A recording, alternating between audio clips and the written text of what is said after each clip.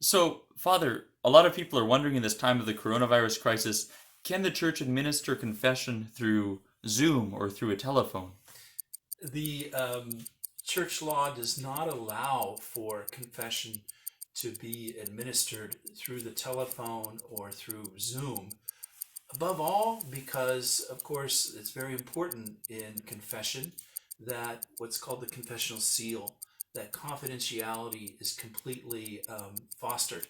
And of course, with means of technology, you're never able to fully 100% establish that. And so the church really requires that confession be done in person from penitent to priest. So that includes Skype too, I guess? And Skype.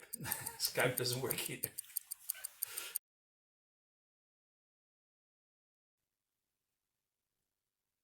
So, Father, I know that right now we're still able to go to confessions at St. Mary's, but let's say in the future, even that gets taken away from us. What can a Catholic do, especially if there's mortal sin on their soul, but can't go to confession?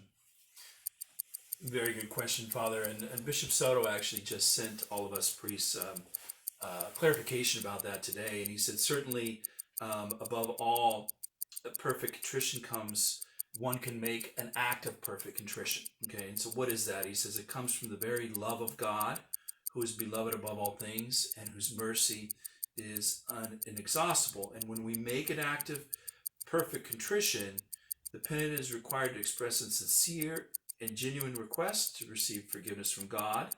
And lastly, the penitent makes the commitment to go to confession in the ordinary way as soon as possible. And he gave us he explained there's 4 steps in making perfect contrition. First of all, find a good and private spot to pray. Reaffirm one's belief in the love and mercy of God.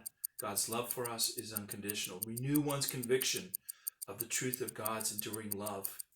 Even meditate on God's word, for example, the parable of the prodigal son. Second, make a good examination of conscience and articulate in prayer the request to receive forgiveness. At the end of the examination, pray the act of contrition or similar prayer. Third, make a firm resolve to approach the sacrament of penance as soon as possible.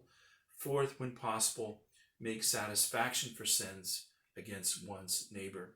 See Catechism, paragraph 1459.